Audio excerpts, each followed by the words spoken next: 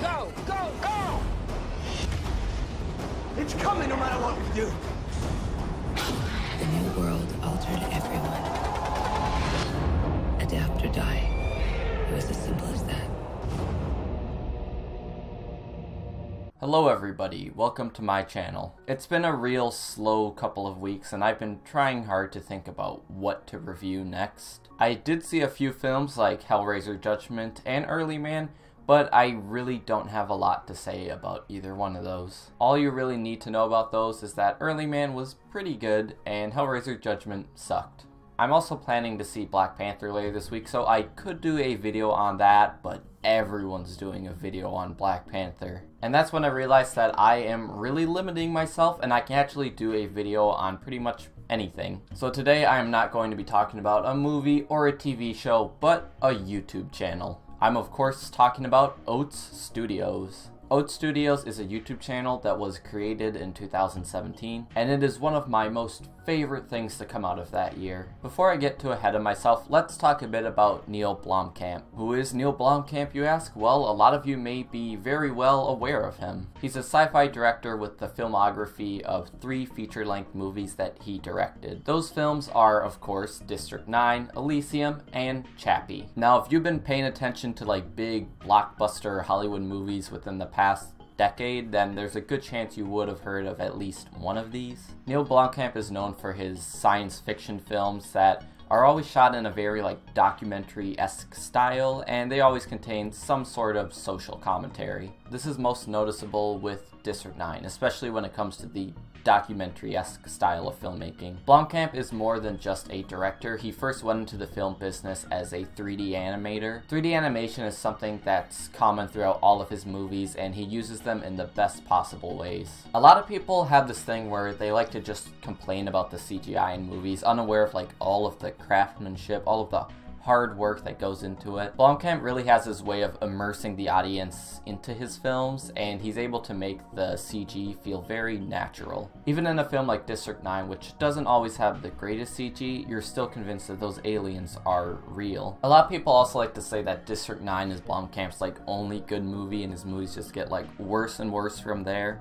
I myself actually really like Elysium, and I did get a lot of enjoyment out of watching Chappie. Now, Chappie is a movie that is far from perfect and has like a lot of flaws, but it is a movie that I actually find to be really interesting. I think that's what I like to see in movies. Like, I would love to do a video on Chappie someday, but I think that's part of like what makes him one of my favorite modern day directors. He's one of the few directors who delivers us with true sci-fi, and he also manages to make his films very interesting no matter how bad they are. But I am not here to talk about Elysium or Chappie. I am here to talk about Neill Blomkamp's YouTube channel. In 2017, Oats Studios was created as a means for Blomkamp to release some short experimental films, and if one of those films garnered enough interest from the audience, it would likely be made into a feature-length film. The shorts were released on both YouTube and Steam for completely free, of course with the option to buy merchandise from their site or donate to them. Like his 3 major films, these shorts are mostly sci-fi related, although some of them take a more fantasy route. The channel includes a large variety of work. It's not just short films, but also short segments,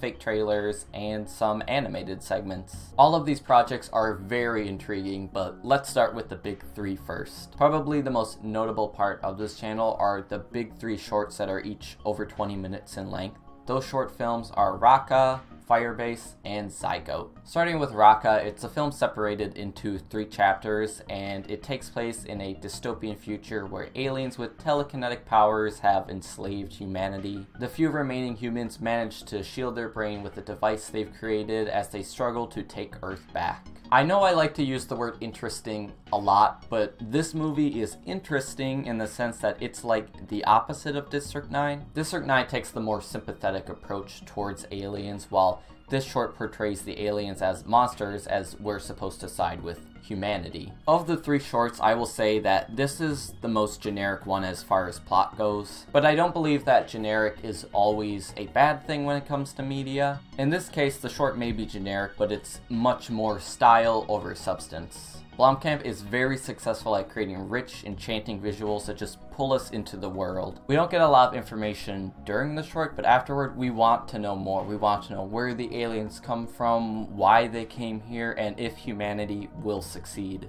Like a lot of these shorts, it's very open-ended, and it leaves viewers to decide whether or not they want more of it in the future. The short also stars Sigourney Weaver, who was actually going to star in Blomkamp's cancelled Alien movie, so it's good that she at least got to work with him here. The second 20-minute short was Firebase. This is a short that is a lot more grounded in fantasy, but is still able to incorporate some elements of sci-fi towards the end of it. This is the most ambitious of the 3 shorts. It's set during the Vietnam War, in which strange things are happening to soldiers all over the place, only for it to be revealed that it's the work of an all-powerful river god. I love the Vietnam setting in films, and I think a lot of that has to do with just how much I love Apocalypse Now. This short takes an already fascinating era of time and then incorporates an element of fantasy horror to it. The river god has a terrifying design. He mostly just consists of flesh and bones. What makes this god so terrifying is its ability to do pretty much anything it wants. The river god just started out as a regular Vietnamese villager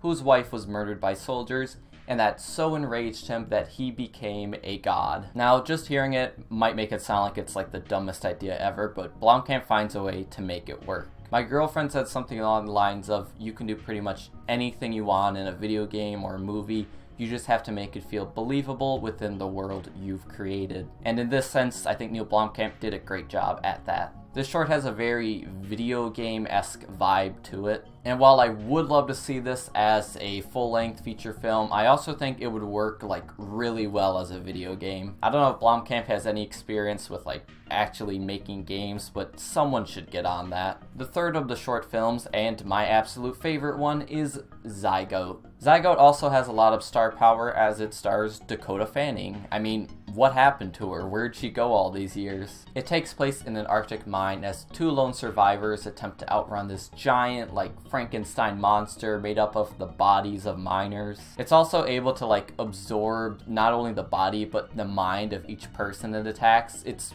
pretty creepy. This is a combination of some of the sci-fi horror greats. I think the first ones that probably come to everyone's mind are The Thing and Alien. This is the first true, like, straight up horror movie that Blomkamp has done, and it proves that he is actually very good at it. I think the other 2 shorts kind of feel more like pilots, like they're leading into something, while Zygote has more of a cinematic feel to it. But even with that said, there's still lots of room that Zygote has left for more to be added on. It uses that same claustrophobic feel of movies like Alien or The Thing to make the audience feel like there is no escape. The creature design in this is phenomenal. I love it. I love all of Blomkamp's creature designs, and I love the sound the creature makes. It's really horrific. As of right now, it seems like there is a real possibility that this is going to get made into a feature film. And I say that because on Twitter, Blomkamp has stated that he has already started working on the script. Until then, I guess I'll just have to wait. Patiently. But wait, there's more.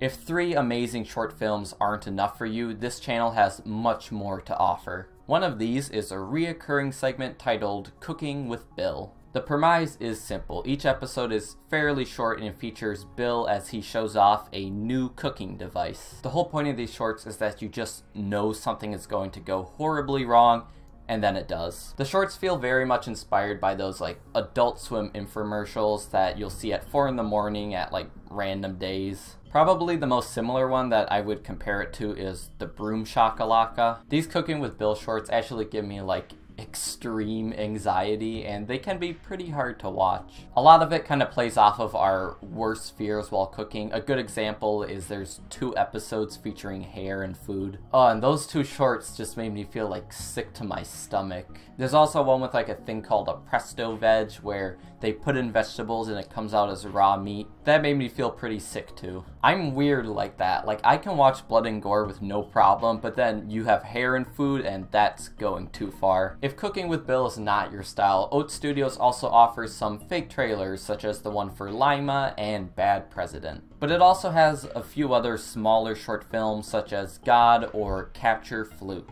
Capture Fluke is a short film that I really enjoyed. It's about the testing of like a mind control gun, and it's a lot of fun. The most noticeable aspect of it would be the motion capture. I think a lot of people like to complain about motion capture, and I guess I understand in the sense of like those like Robert Zemeckis movies where the full thing is like that, but I think it actually works pretty well for a short film like this. This channel takes like full advantage of the Unity engine, and it actually makes some really impressive animated shorts with it. A lot of those feel like little experimental shorts just to see what the engine is capable of. There's one called Gdansk, I believe, and that's about like medieval giants. It's one of their shortest ones though, so there's not too much to it. I think the most impressive of their animated shorts are actually the one for Adam. Adam was a short film first created to showcase the power of the Unity engine. People who saw the original one loved it and demanded more, including me. Blomkamp was successful in collaborating with Unity to create 2 short episodes to follow the story of Adam, and there is a good chance that there is more episodes of Adam to come. Everything we have seen of Oats Studios so far is only part of Volume 1, so there is going to be a lot more to see in the future. Blomkamp is creating some of the best like sci-fi shorts I've ever seen, and it's all thanks to his idea of Oats Studios. If you haven't checked it out yet, go ahead, it's free. If you love the idea of seeing new auteur sci-fi ideas brought to life, then you should definitely check this out. I do recommend, however, that we do support this channel, whether it be through donations or through buying merchandise. Hopefully we'll continue to see the channel thrive and succeed so that in the future we can get more content like this. I'd like to thank everyone for watching. This video was a bit of a challenge to make. It's very different from most videos I do. But with that said, I'd say I still had a lot of fun with it. If you want to check out some of my reviews for like cult classics and cartoons and stuff, that's mostly what I review on this channel, so please check it out. Thank you again for watching, and I'll see you all again sometime soon. Goodbye.